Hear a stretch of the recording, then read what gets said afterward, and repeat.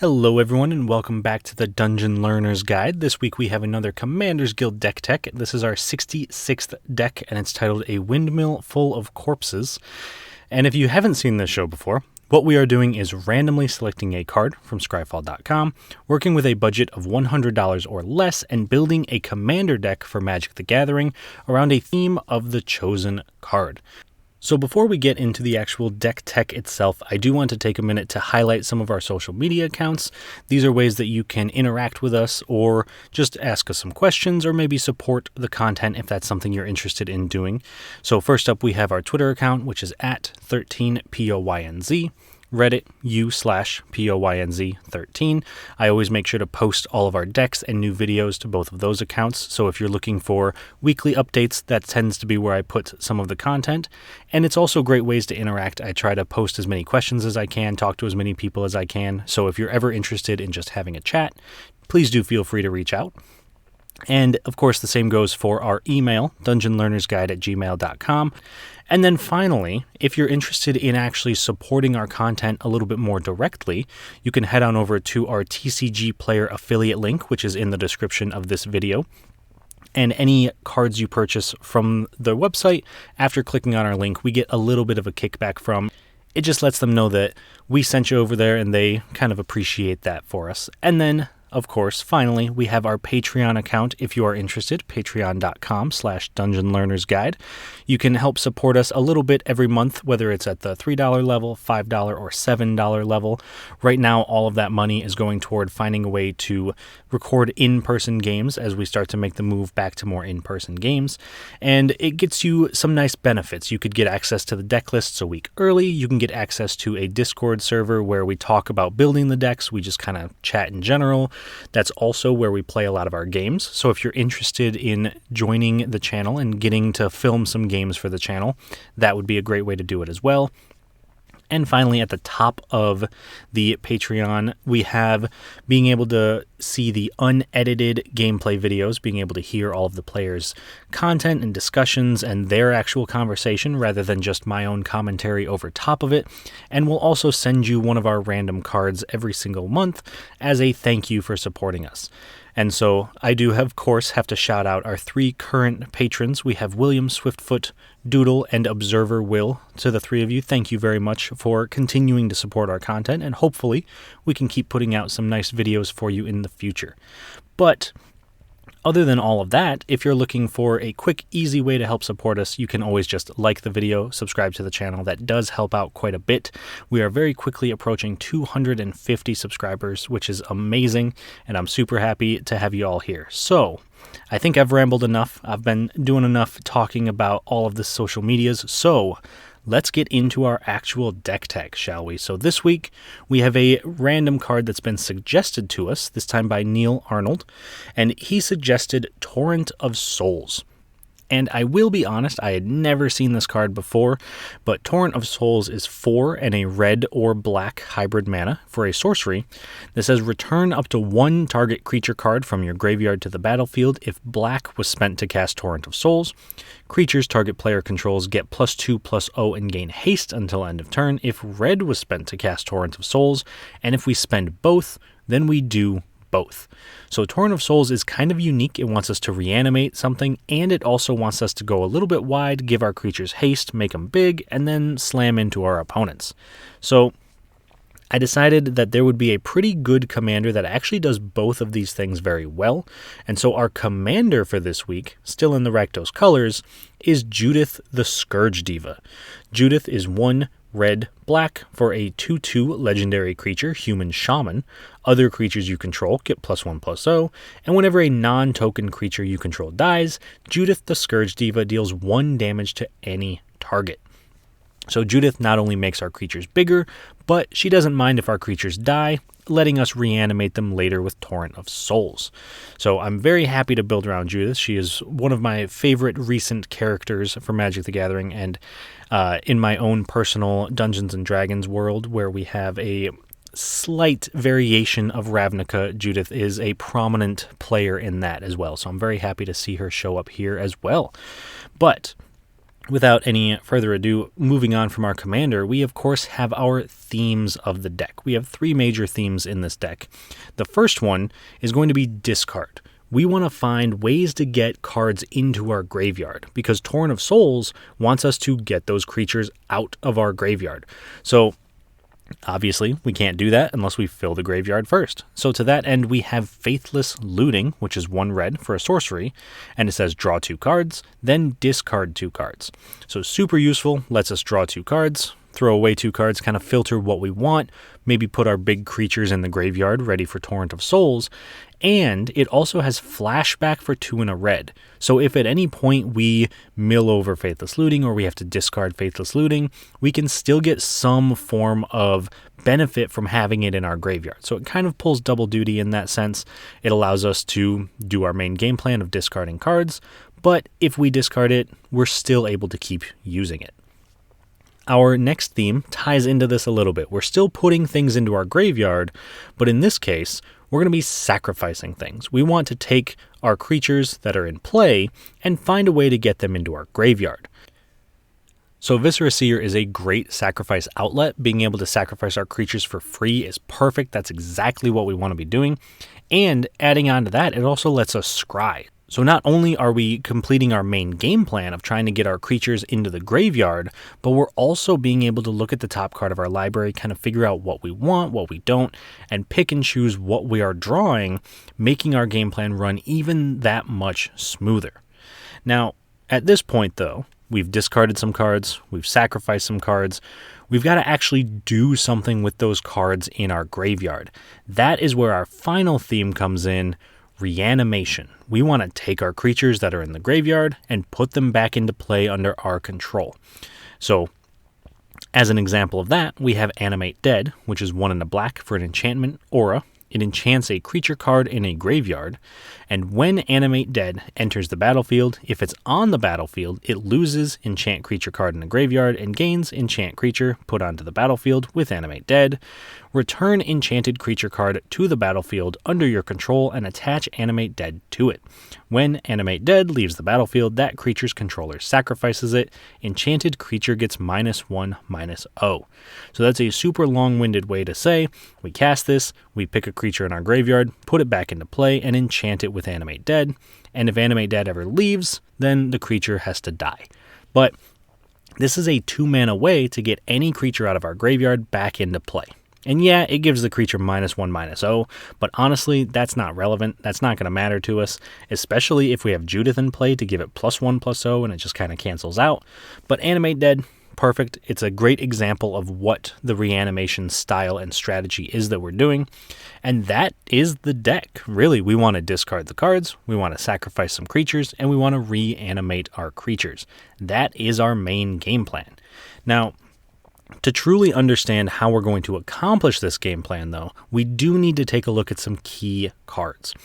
These are the cards that synergize very well with our deck, honestly could be considered win conditions in some cases, and if we get them into play, it's going to be very difficult for our opponents to stop what we're trying to do. The first of these is Sir Conrad the Grim. And Sir Conrad is 3 black for a legendary creature, Human Knight. He's a 5/4. And whenever another creature dies or a creature card is put into a graveyard from anywhere other than the battlefield, or a creature card leaves your graveyard, Sir Conrad the Grim deals 1 damage to each opponent. He also has an ability to pay 1 and a black, and each player puts the top card of their library into their graveyard. So Sir Conrad does a lot of work in this deck, because as we've already mentioned, we want to be putting creatures into our graveyard, which will trigger Sir Conrad and do 1 to each opponent, and then we want to be getting our creatures out of our graveyard, which will trigger Sir Conrad, doing 1 damage to each opponent. So as long as we can keep doing that game plan, Sir Conrad is a win condition. He will eventually win us the game if we can put enough creatures into our graveyard and take enough creatures out of it. So Sir Conrad really pulls his own weight in this deck and is very worthy of being a key card because he will very, very quickly win the game if we can get an engine going with him in play. And speaking of engines, that will lead us to our second key card, and in this case it is Chainer Nightmare Adept. And Chainer is 2 black-red for a 3/2 legendary creature, human minion. And we have the ability to discard a card and may cast a creature spell from our graveyard this turn, but we can only activate that ability once each turn. So every single turn we can throw away a creature, which, by the way, would trigger Sir Conrad, and then cast a creature from our graveyard, which so we can just pick the best creature we've got. We can bring it back into play, get its enter the battlefield effect, or use it for whatever we might need it, which, by the way, also triggers Sir Conrad. I think you're kind of seeing the synergies here now. And Chainer has even more text on him that says whenever a non-token creature enters the battlefield under your control, if you didn't cast it from your hand, it gains haste until your next turn. This is incredibly relevant in this deck because we need to be able to attack with the creatures we're reanimating. We need to be able to make sure that when we bring something back, say we bring back Sir Conrad, we want to be able to attack as quickly as possible. If we have to wait a turn, things get a little bit tricky. Our opponents could find a way to kill the creatures, so attacking immediately is super, super important. And it's also relevant to note that it's only creatures cast from our hand don't get the haste. If we cast our commander from the command zone, that counts as a creature being cast not from our hand and would therefore get haste. So Chainer does a lot of work in this deck, really plays on a lot of different axes that we're trying to play with, and is a phenomenal card to have because it discards cards, brings cards back, and gives haste. So really just an all-star for everything we're trying to do here with Chainer. And finally, our last key card is Cauldron Dance. Now, Cauldron Dance is a personal favorite of mine. Every time I see it played in a game, I get more and more attached to it. I think it's phenomenal. It is pretty expensive. It is 4 black red, so 6 mana for an instant, and cast Cauldron Dance only during combat, but you return target creature card from your graveyard to the battlefield. That creature gains haste, return it to your hand at the beginning of the next end step, and you may put a creature card from your hand onto the battlefield. That creature gains haste, its controller sacrifices it at the beginning of the next end step. So we are able to, literally, like it says, perform a bit of a dance. We are taking a creature from our graveyard, putting it into play, taking a creature from our hand, putting it into play, and then at the end of turn they swap places. So the one that came from the graveyard goes to our hand, and the one that came from our hand goes to our graveyard, meaning we can kind of rebuy a creature in our graveyard and get a creature from our hand into our graveyard, letting them switch places if that's something we need to do. It's also relevant that it says that at the beginning of the end step, we sacrifice the creature we put in from our hand. We have a ton of sacrifice synergies that we want to be able to keep triggering and keep using. So Cauldron Dance, once again, an amazing card. I love putting this into any Rakdos deck I can because I think it always kind of does its own job. But in this deck especially, it does everything we want it to do. Creatures are entering the graveyard, leaving the graveyard, coming in for free, sacrificing. It's perfect. It's great. It's an absolute all-star in this deck. So those are our key cards for the week. And then the next piece of our deck tech is to take a look at some cool interactions, some cards that work incredibly well together. And if they don't necessarily win the game when combined, they're still going to put us ahead of our opponents. So the first of these cool interactions is going to be Sepulchral Primordial and Dread Return. Now, both of these are phenomenal cards on their own, but if we combine them, they can do a lot more. So Sepulchral Primordial, 5 black, so 7 mana. Again, pretty expensive. Definitely a major reanimation target. We would love to get this in cheaper than 7 mana, but either way, still great. And it's a 5/4 avatar. It has Intimidate. And when Sepulchral Primordial enters the battlefield, for each opponent, you may put up to 1 target creature card from that player's graveyard onto the battlefield under your control. That's great. We get to reanimate from our opponent's graveyards, which might not be super full, but we can try to make sure maybe we kill their best thing, or there was a board wipe earlier.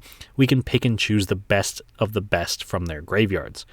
And if we pair that up with Dread Return, which is 2 black for a sorcery, return target creature card from your graveyard to the battlefield, flashback, sacrifice 3 creatures. So the first time we cast Dread Return, we got to pay the 4 mana, but we could pay 4 mana for a Sepulchral Primordial, all of a sudden making our 7 mana spell cost 4 mana And when it comes into play, we still get to steal things from our opponent's graveyards. And the nice thing about this is that if we cast it for 4 mana, we get Sepulchral Primordial. Sepulchral Primordial gets 3 things from our opponent's graveyards. That means we could sacrifice the 3 things we get from our opponents with Dread Return to flash it back and get another thing out of our graveyard. So obviously, not super ideal giving up the 3 creatures that we got, but it is a way to keep churning through our graveyard, get a lot more sacrifice effects, maybe with Judith do some damage to our opponents, and being able to pretty much just do what we want, but with our opponent's creatures and our opponent's graveyards. So a super unique combination that does, like I said, it does what our deck wants to do, but it does it from a little bit of a different perspective because it does need our opponents to have things in their graveyards.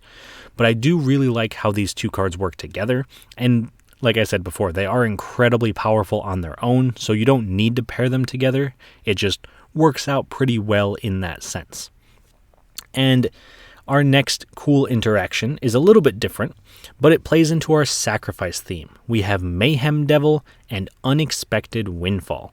So Mayhem Devil, 1 black-red for a 3/3 devil. Whenever a player sacrifices a permanent, Mayhem Devil deals 1 damage to any target. Now, I would like to make sure that we all understand what that sentence says. Because I'll be perfectly honest, when I first read it, I did not know that it was as good as it is. Because it's not whenever we sacrifice a permanent. It's whenever any player sacrifices any permanent. So it's not like you sacrifice a creature, you sacrifice a land, whatever, it's everything. Our opponent has fetch lands, that triggers Mayhem Devil. Evolving Wilds, Mayhem Devil. They're sacrificing treasures, which is exactly what we're getting from Unexpected Windfall, that triggers Mayhem Devil. So, if we want to make some treasures, we play Unexpected Windfall, 2 red for an instant. As an additional cost to cast this spell, discard a card, draw 2 cards, create 2 treasure tokens. That essentially means with Mayhem Devil and Unexpected Windfall, we're discarding a card, which is great, we want to do that anyway, drawing 2 cards, also great, every deck wants to do that, and making 2 treasure tokens, which is ramp, which is great. And when we sacrifice our treasure tokens, we get to do 2 damage to any target on board. Opponents, creatures, planeswalkers, does not matter. We're doing 2 damage. And with the amount of treasures that have been created in the past couple of years or so, Mayhem Devil puts in a ton of work, not just with the treasures we create, but the treasures our opponents create. Mayhem Devil can really be a problem for the table if the table is playing a lot of sacrificable artifacts. And so Mayhem Devil, great with our treasures, great with Unexpected Windfall, but honestly, these are both just phenomenal cards on their own. I feel like I say this every single time we do the cool interactions. They're both great cards, but together, combined, even better. So those are our cool interactions for the week. And the last piece of this deck tech is, of course, to take a look at the budget. Since this is a budget show, we got to figure out how much this deck costs. And this week, we came in pretty low at $69.71, so a pretty nice price there. And the good thing about this deck is that the price is spread out. We don't have any super expensive cards.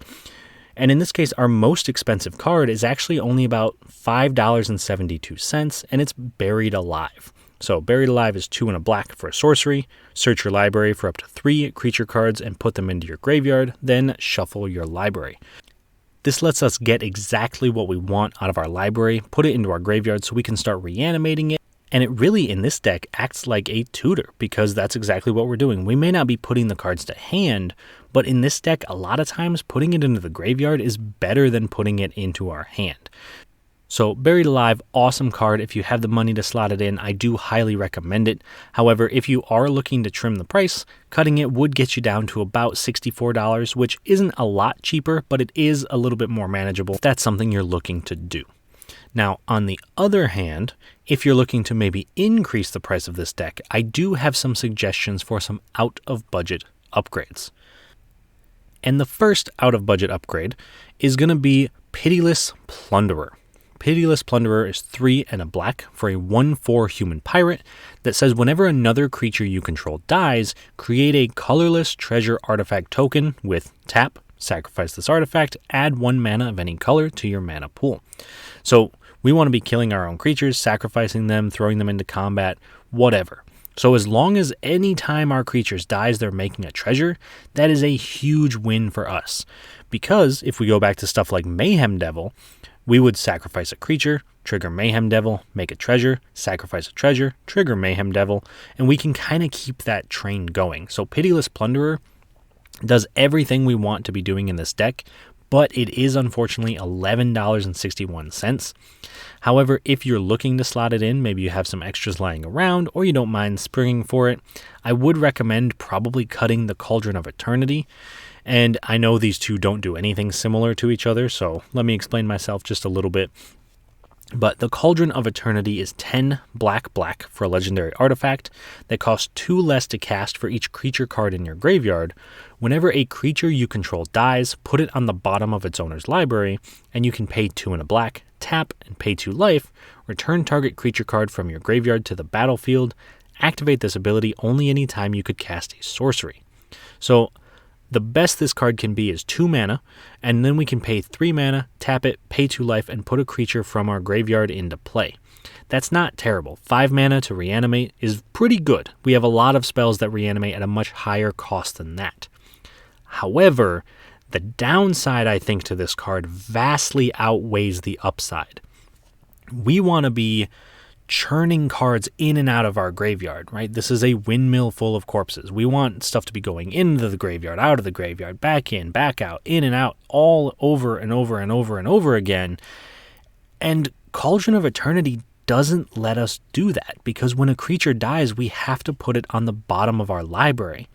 That is a massive, massive downside for what we're trying to do. And when I first put this card in here, I didn't think too much of it. I thought, hey, it's still reanimation. I think it's going to be okay. And after playing with it a few times, I realized that the downside hurts a lot more than the reanimation. Because being able to reanimate one creature a turn is very good, but we have plenty of other ways to do that, and we really don't want to be putting our creatures on the bottom of our library. So I think Cauldron of Eternity can be very good in specific decks, but unfortunately, I don't think this is the deck for it. So if you're looking to make some cuts, I would recommend taking it out just on the fact that I don't think it does quite enough. And I was really disappointed by the downside that it had on the deck after playing it a couple of times. So that's my suggestion. That's why I know they're not equivalent. They don't do the exact same thing, but it's a good cut to make. And in a very similar vein, I'm actually going to suggest a second out-of-budget upgrade, and also something to replace for a very similar reason. And for this one, it's going to be Yawgmoth Thran Physician, which you could put in for Desecrated Tomb. So again, these two do not do anything similar to what the other one does, but we'll get to that in just a minute. So first, Yawgmoth Thran Physician, 2 black for a legendary creature human cleric. He's a 2/4. He has protection from humans, and you can pay 1 life, sacrifice another creature, put a -1/-1 counter on up to 1 target creature, and draw a card. So that's not 100% a free sacrifice outlet, because we do have to pay a life, but very likely we'll have something on board that gains us a life for killing a creature, so that's not really a downside. And it draws us a card, so that's just a win-win. And you can pay black and discard a card to proliferate. So we can proliferate the -1/-1 counters. We can proliferate any +1/+1 counters we may have, because we do have ways to get +1/+1 counters. But that also discards a card. So Yawgmoth, really every single ability, except for maybe the protection from humans, because who knows when that's going to be relevant, but I'm sure it will be at some point. Every single ability is what we want to be doing. We're sacrificing creatures, we're drawing cards, we're killing things, we're paying life, we're discarding cards, we're proliferating. He does it all. He really does. And that is why he's a $40 card. That, and of course the fact that he sees play in a top tier deck in Modern. But beyond that, Yawgmoth is absolutely phenomenal. A great include for this deck. And if you have an extra one laying around, or like I said earlier, you don't mind springing a little bit for it, it would be a great include. On the other hand, looking to take out a card from this deck, I would recommend swapping out Desecrated Tomb, which is 3 mana for an artifact. Whenever 1 or more creature cards leave your graveyard, create a 1/1 black bat creature token with flying.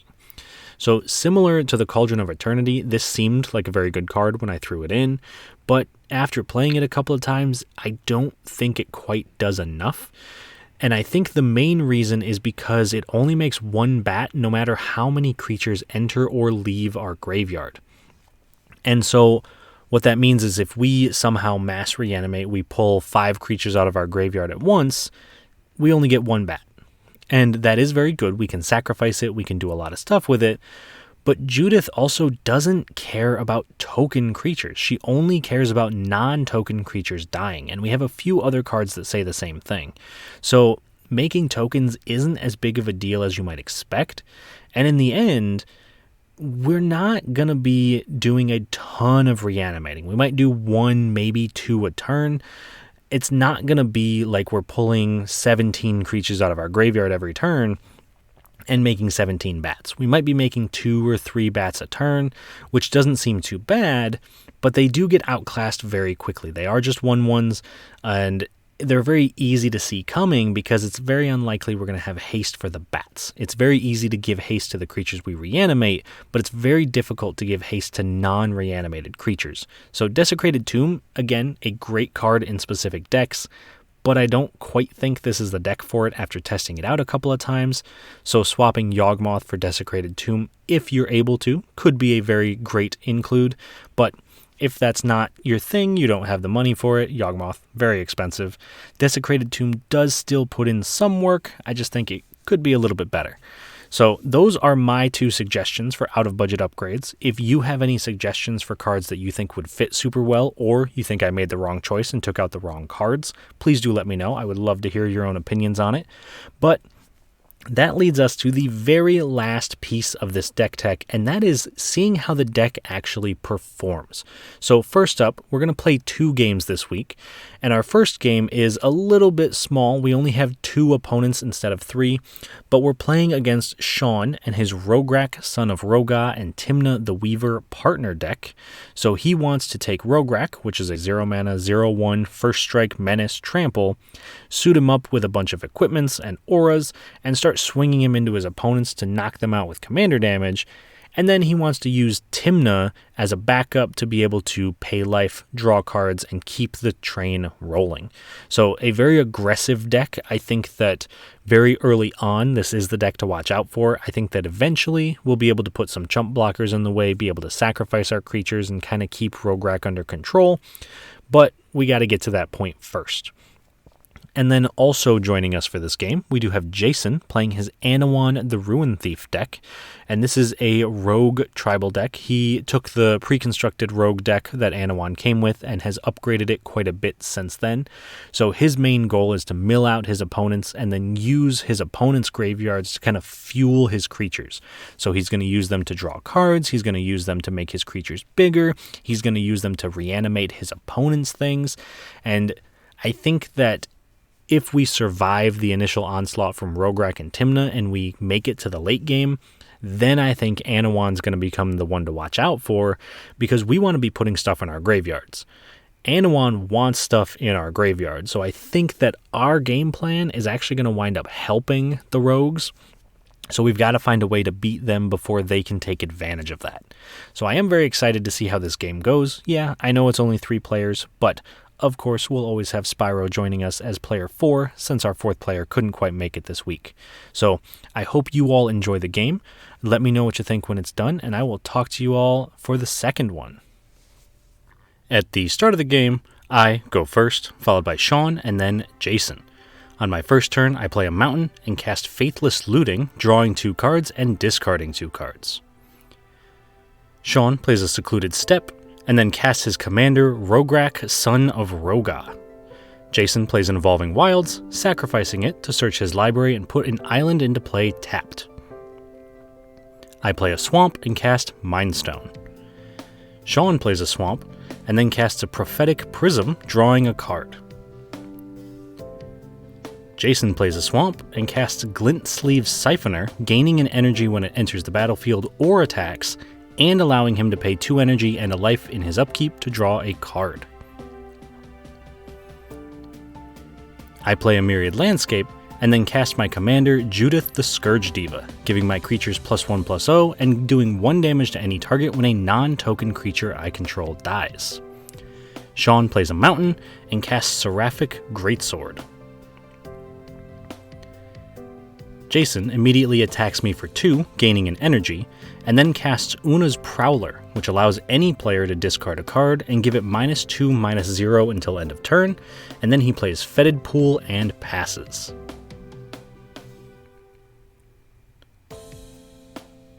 I play a mountain, and then cast Burnished Heart before moving to combat and attacking Shawn for 2 with Judith.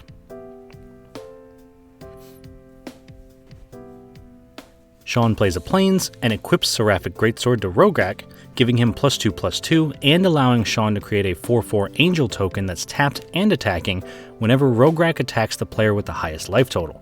He immediately goes to combat, attacking Jason for 2 and making an Angel, so Jason takes a total of 6 damage.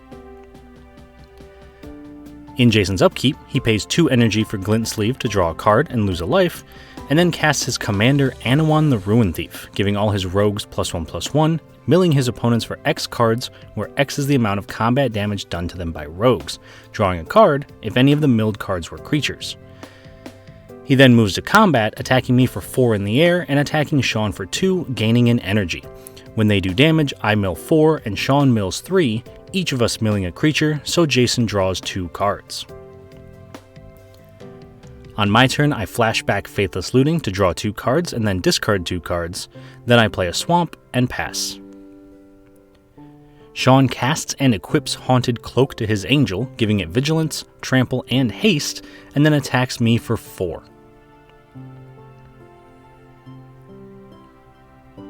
Jason plays a Temple of Deceit, scrying 1, and then attacks me for 4 in the air, milling me for 4 when it hits, and not drawing Jason a card since I didn't mill a creature.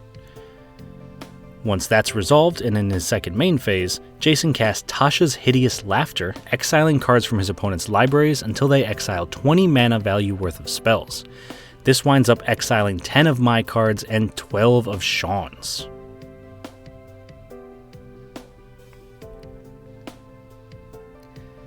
Then, at the end of turn, I sacrifice my Burnished Heart to search my library for 2 basic lands, putting them into play. And this also does 1 damage to Shawn with Judith.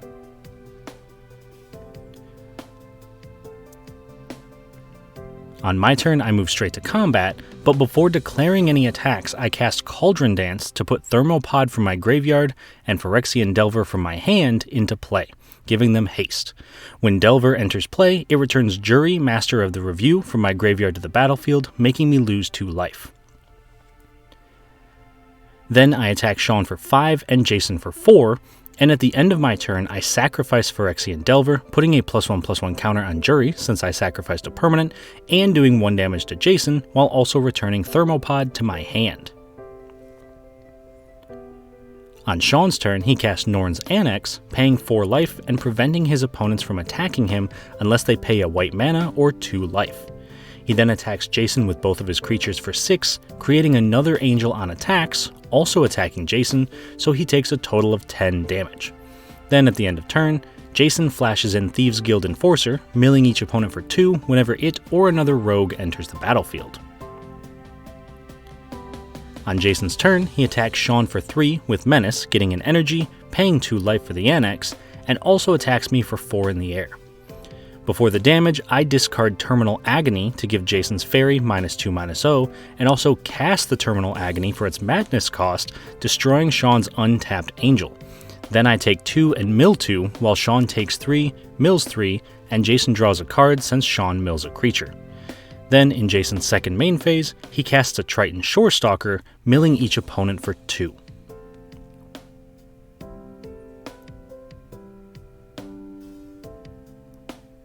On my turn, I cast Thermopod, which can sacrifice a creature to create a red mana, and then I attack Shawn for 3, paying 2 life. Shawn plays a Plains and casts Lurrus of the Dream Den, letting him cast a spell mana value 2 or less from his graveyard once each turn. After that, he equips the Haunted Cloak to the Angel token, and casts Dragon's Mantle from the graveyard onto the Angel, allowing him to pay a red mana to give it +1/+0 until end of turn. He then moves to combat, attacking me with Rograk and his angel token, creating yet another angel that is also attacking me, so I take a total of 10 damage. In Jason's upkeep, he pays 2 energy to draw a card and lose a life, and then moves straight to combat, attacking Shawn for 4, paying 2 life, and attacks me for 2 unblockable damage. Before the damage, Shawn discards 2 cards to give Jason's fairy -4/-0 until end of turn, taking no damage, while I take 2, mill 2, and draw Jason a card since one was a creature.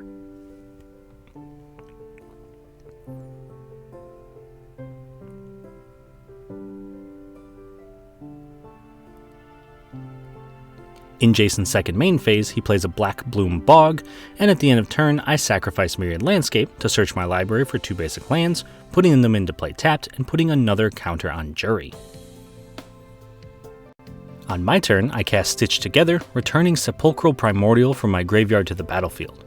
When it enters, it returns a creature to the battlefield from each opponent's graveyard, and since Jason has no creatures in his graveyard, I only get Shawn's Armored Skyhunter. I then sacrifice my Mind Stone to draw a card and put a counter on Jury. After that, I cast Victimize, sacrificing Armored Skyhunter to return Blood Artist and Phyrexian Delver from my graveyard to the battlefield. This also puts a counter on Jury, does 1 damage to Shawn, and Phyrexian Delver returns Burnished Heart from my graveyard to the battlefield, making me lose 3 life. I then sacrifice Burnished Heart to make a red mana, do 2 damage to Jason, gain a life, and put a counter on Jury. I also sacrifice Sepulchral Primordial, making another red mana, doing 2 to Jason, gaining a life, and putting a counter on Jury. I repeat this process with Phyrexian Delver, making a red mana, doing 2 to Jason, gaining a life, and putting a counter on Jury. After that, I flash back Dread Return, sacrificing Thermopod, Judith, and Blood Artist, doing 1 damage to Jason, 5 to Shawn, gaining 3 life, putting 3 counters on Jury, and returning Phyrexian Delver from my graveyard to the battlefield. The Delver then returns Thermopod to play, making me lose 5 life.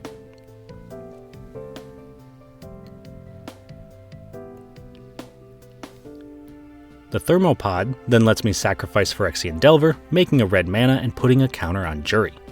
After that, I can sacrifice Jury, making a red mana and doing 12 damage to Shawn. Finally, I'm able to sacrifice Thermopod, making a red mana, and then cast Rakdos Charm, doing damage to each player equal to the number of creatures they control, doing 4 to Shawn and 5 to Jason, knocking them both out, and winning me the game. Alright, so that was a sweet game. We're not going to talk about it quite yet. We'll save that for the wrap-up. And instead, we'll get right into Game 2. And this one does have 4 players. In this case, we are going to be running up against Angelo the Painter, being played by Bilal, Sliver Overlord, being played by Shawn, and Quasar Augur of Agonies, being played by Jason. So Bilal's Angelo the Painter deck is a token-style strategy, but also a spell copying type deck. He wants to be able to cast instants and sorceries to make tokens that he's then able to sacrifice to copy his spells. So this is probably going to be a very value heavy deck that wants to draw a ton of cards, make a ton of creatures, and just slowly kind of grind out the game. And I do think, looking at these 3 decks, that is the one I'm most scared of long term, especially coming from Bilal. He always has very powerful synergies and is very well known for trying to make some combos. So I think that late game, that's the deck to watch out for. On the other hand, I think in the early game, the deck to watch out for is going to be Shawn's Sliver Overlord deck. So a 5-color Sliver deck. And if you've never seen a Sliver deck before, they are very fast. They like to pump each other up, give all Slivers a ton of different abilities, whether it's Death Touch, Lifelink, or even just +1/+1, things like that. So I think that if Shawn can get a bunch of Slivers on board very quickly, I don't think there's much we're going to be able to do to stop him. And unfortunately, we don't have a ton of board wipes. We don't have a ton of removal in this deck. A lot of our removal comes from our creatures. And if he manages to get things like Shroud, or he manages to make his creatures super big, there's not going to be much we can do. So I do think that if we can survive to the late game, we might be able to defeat the Slivers, but the early game is going to be a little bit rough. And finally, that brings us to Jason and his Quasar deck, and honestly, I don't know what to expect from Jason's deck. My expectation is that he's going to try to draw a ton of cards. Knowing Jason, he might have some wheel effects, some effects that want people to discard their hands and draw up to 7 cards, which could trigger Quasar. So I'm not sure if I should be scared of this deck or not. I think I am, just because I know the kinds of decks that Jason plays, and I think he usually has some very powerful effects and can play a ton of wheels and things like that. So I do think this is a deck to watch out for, but I'm hoping that if we can kind of keep Quasar off the table, it might not be as effective because we'd just be drawing cards and it wouldn't be the end of the world. But I think if we can't deal with Quasar, I'd probably put my money on it to take over the game. So I'm very interested to see how this game goes. I think we have a decent shot, but, I could say that for all of them. So we'll see how it goes. I hope you all enjoy the game, and I will talk to you all once it's done. At the start of Game 2, I get to go first, followed by Bilal, Shawn, and then Jason. On my first turn, I play a mountain. Bilal plays an island and casts Serum Visions, drawing a card and scrying 2. Shawn plays a forest and casts Virulent Sliver, giving all slivers poisonous 1. Jason plays a Vault of Champions. I play a mountain. Bilal plays a swamp and then casts Soul Ring. Shawn plays an island and casts Arcane Signet, followed up by casting Sidewinder Sliver, giving all slivers flanking, and then attacks me for 1, giving me 1 poison counter. Jason plays an Exotic Orchard. I play a Shadowblood Ridge, and then cast Bastion of Remembrance, making a 1/1 soldier token and making it so that each opponent loses a life and I gain a life whenever one of my creatures dies. Bilal plays a mountain and casts his commander on Halo the Painter, giving the first spell he casts each turn Casualty 2. Shawn plays a Steam Vents untapped, paying 2 life, and then casts Toxin Sliver, giving all slivers the ability to destroy any creature they deal combat damage to. After that, he attacks Bilal and Jason each for 1, giving them both a poison counter.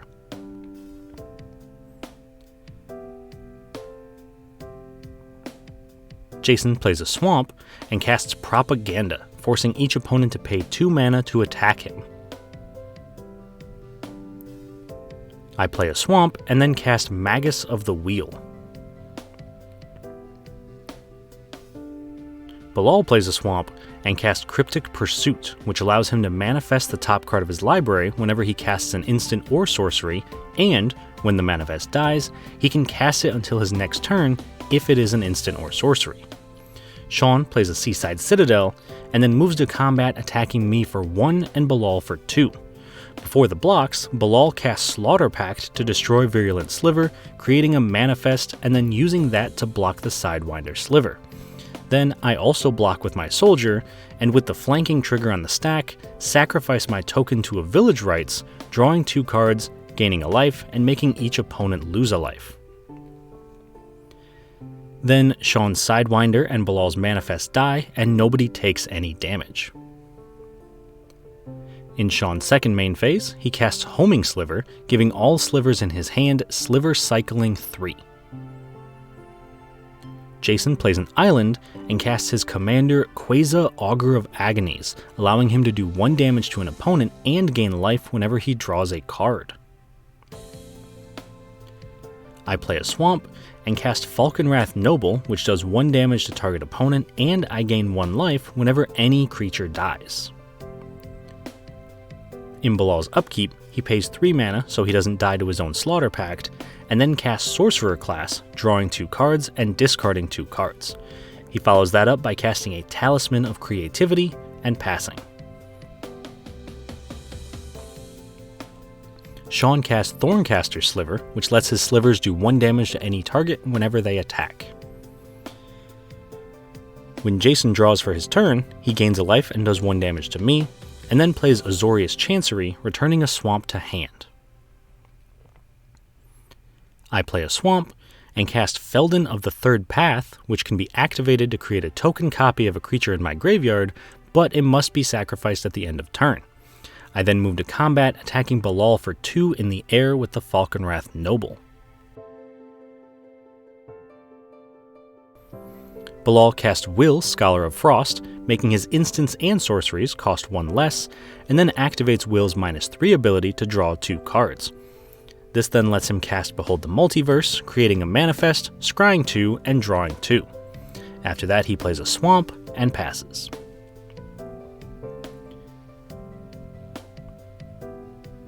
Shawn casts a Wilderness Reclamation, allowing him to untap all of his lands in his end step, and then attacks Will with his 3 creatures, doing 2 damage to Bilal's manifest, killing it, and 1 to Jason on attacks. Bilal blocks the Thorncaster with Anhelo, killing both creatures, and then Will also dies to the Slivers. Unfortunately, we miss the 3 triggers here for Falconwrath Noble, and then Shawn goes to his end step and untaps all his lands.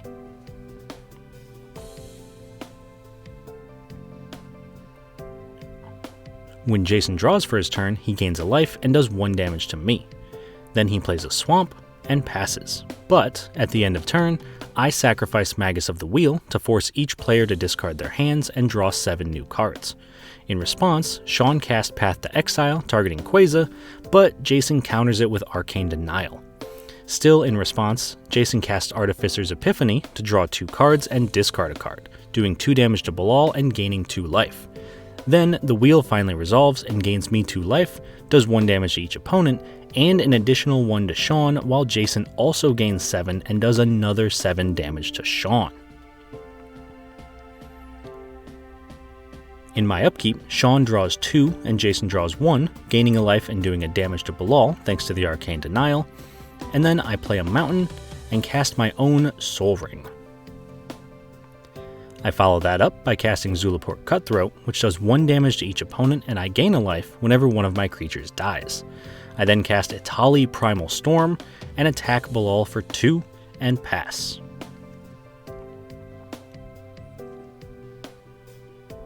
Bilal plays a Cascading Bluffs and casts Mind Stone, followed up by a Young Pyromancer, which lets him create a 1/1 elemental token whenever he casts an instant or sorcery.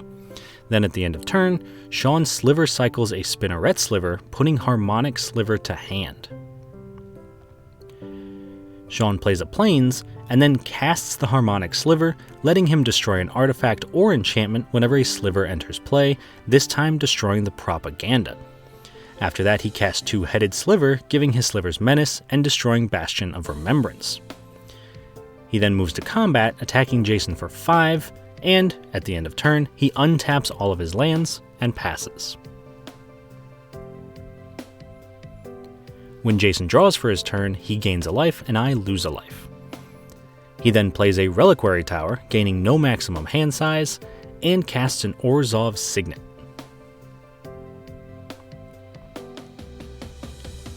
After that, he casts a Tainted Indulgence, drawing 2 cards, gaining 2 life, and doing 2 damage to me. He follows that up by casting Windfall, forcing each player to discard their hand and draw 7 cards. However, in response, Bilal casts Bedevil, destroying Etali. This makes Bilal a 1/1 elemental and manifests the top card of his library, while I gain 2 life, do 1 damage to each opponent, and an extra damage to Jason. Bilal also casts Opt, scrying 1, drawing 1, making an elemental, and manifesting a card.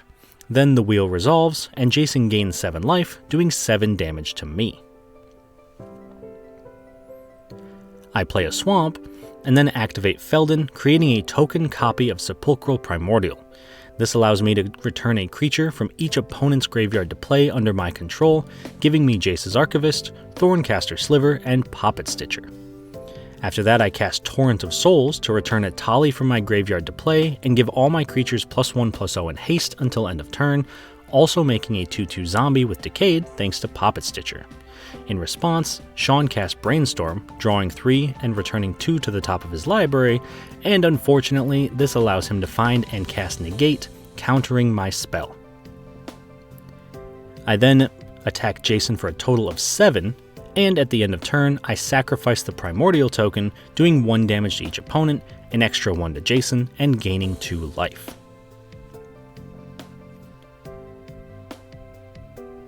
On Bilal's turn, he plays an island and casts a Storm Kiln Artist, making a treasure token whenever he casts an instant or sorcery, and then casts Veyron Voice of Duality, doubling any of his triggers caused by casting instants or sorceries. He follows that up by casting Arcane Signet, and then also casting Smoldering Egg, putting counters on it equal to the mana value of any instants or sorceries he casts, transforming it when it reaches 7. Finally, he casts Preordain, sacrificing a manifest to copy it, but unfortunately his commander isn't in play, so he wouldn't have been able to do that. This then lets him scry 2 twice, draw 2 cards, create 4 treasures, put 2 counters on Smoldering Egg, make 2 elementals, but we accidentally create 4, and manifest 2 cards.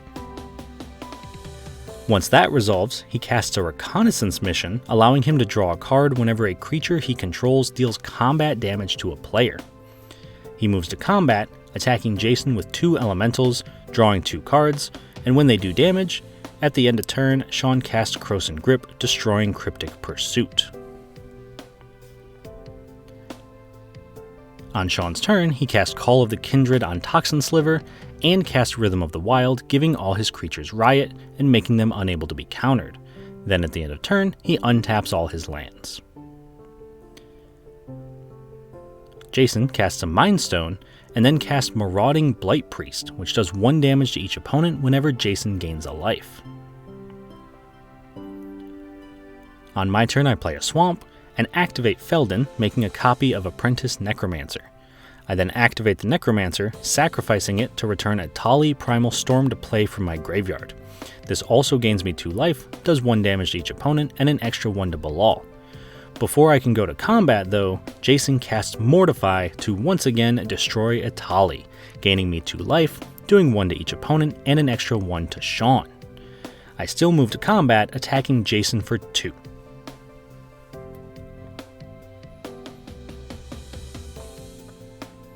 Then in my second main phase, I cast Incarnation Technique, demonstrating it so Jason and I both get to copy it while I also make a zombie. Meaning, Jason mills 5 cards and returns a creature from his graveyard to the battlefield, whiffing since he doesn't have any creatures to hit, and I get to do the same thing twice. This lets me return Sir Conrad the Grim and Viscera Seer to play, and since Sir Conrad entered first, he sees the Viscera Seer enter and leave my graveyard, doing 2 damage to each opponent. Bilal plays a Reliquary Tower, gaining no maximum hand size, and recasts his commander on Halo the Painter. He then casts Metallurgic Summoning, letting him make an XX construct whenever he casts an instant or sorcery, where X is the mana value of the spell. After that, he casts Deadly Rollick for free, since he controls his commander, exiling Sir Conrad, and also sacrificing a manifest to copy it, exiling Viscera Seer. When he sacrifices a creature, Falconwrath Noble does 1 damage to him and 1 to each of my opponents. This also makes him 2 elementals, 2 constructs, manifests 2 cards, and makes 2 treasures. He also accidentally transforms Smoldering Egg, which wouldn't have happened since he paid no mana for the spell. In response to the Deadly Rollicks, I cast Rakdos Charm to make each player take damage equal to the number of creatures they control, and make a zombie. Unfortunately though, Shawn casts Counterspell to counter my Rakdos Charm, saving Bilal from taking 17 damage. Determined to save my creatures though, I sacrifice a zombie to scry 1, gain 2 life, do 2 damage to each opponent, and another damage to Bilal. I then repeat this process with my other 2 zombies, Jace's Archivist, Thorncaster Sliver, and Poppet Stitcher, doing 10 damage to each opponent, an extra 3 to Bilal, and an additional 2 to Shawn. With the last trigger on the stack, Bilal casts Eat to Extinction to exile Viscera Seer. In response, I sacrifice Viscera Seer to itself, doing 2 damage to each opponent and an extra damage to Shawn. Once again, trying not to die, Bilal responds to the triggers, sacrificing Metallurgic Summonings to return all instants and sorceries in his graveyard to his hand. Bilal then casts a Slaughter Pact to destroy Sir Conrad, but before it resolves, he also casts Precognitive Perception to draw 3 cards. Once that resolves, but still with Slaughter Pact on the stack, he casts Behold the Multiverse to scry 2 and draw 2 cards. Still with everything on the stack, he casts Opt, scrying 1 and drawing a card. Then, finally, he casts Fury Storm, copying itself to make infinite treasures with Stormkiln Artist. Jason tries to stop it with a counterspell, but unfortunately, Bilal has the answer, casting Arcane Denial to counter Jason's counterspell.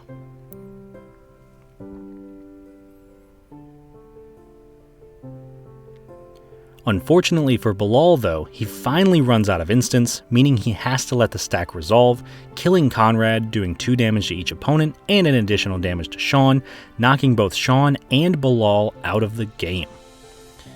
On Jason's turn, when he draws, he does 2 damage to me and gains a life. He then plays an island and casts Frantic Search, drawing 2 cards, discarding 2 cards, untapping 3 lands, doing 4 damage to me and gaining 2 life. After that, he casts Brainstorm, drawing 3 cards, putting 2 back on top of his library, doing 6 damage to me and gaining 3 life. After that, he casts a Ghostly Prison, and casts Memory from his graveyard, forcing each player to shuffle their hands and graveyards into their library and draw 7 cards. This also has me taking 14 damage while Jason gains 7 life. And this is also where we learn that I can predict the future. I got 2 mana left, yeah. If you could just rip Brainstorm off the top again, I die. Because once Jason draws his new hand, he casts Brainstorm, drawing 3 cards, putting 2 on top of his library, gaining 3 life, and doing 6 damage to me, winning Jason the game. Alright, so that was another sweet game. Definitely 2 awesome games back to back.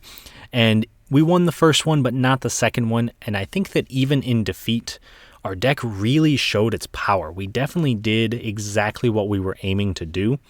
And in the first game, I think it was pretty cool that we were able to take down both of our opponents when they were sitting at about 20 life thanks to that Rakdos Charm. And even in the second game, we almost used Rakdos Charm to kill someone else again. So Rakdos Charm definitely MVP for some of these games. But for game number 1, it was just absolutely great. We did a ton of cycling in and out of our graveyard. We didn't have Torrent of Souls, but we pretty much did what Torrent of Souls wanted us to do, which was reanimate and make some big creatures and attack and then sacrifice them and do damage. And I think that eventually Shawn probably would have started to take control of that first game, especially with his angel production. And Jason also was starting to gain a little bit of traction because he had some unblockable creatures. He was milling his opponents.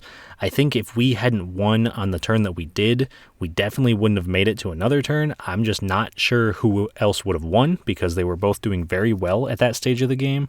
So definitely coming out for a victory right when we needed it. And then in the second game, for a while, I thought we were doing pretty good. I think that if Shawn hadn't countered our Rakdos Charm and we had been able to kill Bilal when we were trying to, I think the game would have looked very different. But unfortunately, Bilal was able to survive for at least quite a while, being able to make a ton of treasures, eventually make infinite treasures, and be able to pretty much churn through his deck, cast every instant he could, I was going to say every sorcery, but he was doing that all with the triggers to kill him on the stack, so I guess no sorceries.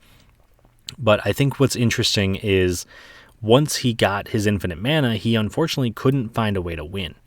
And I think that the board states we created in that game were definitely very convoluted. There was a lot going on. I know there were quite a few mistakes made in that game from every player involved because none of us caught them, but there was a lot happening. Even editing this video, there were a lot of triggers to keep track of. So props to all the players, and obviously myself was included in there, but for keeping track of as many triggers as we did, because that was a lot going on. And I think made even more impressive by the fact that Shawn had his slivers on board and was still swinging every single turn, really not caring too much about the board state because he knew his slivers could kind of punch through anything that happened.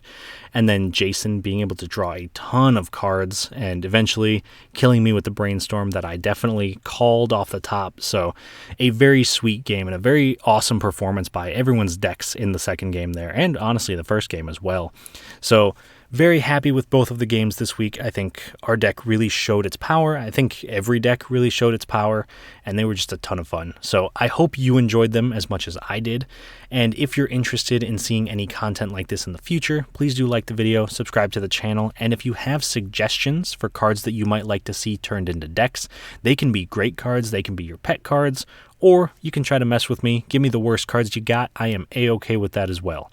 So with all of that being said, I hope you all enjoyed it, and I will see you all on the other side of the Dungeon Learner's Guide.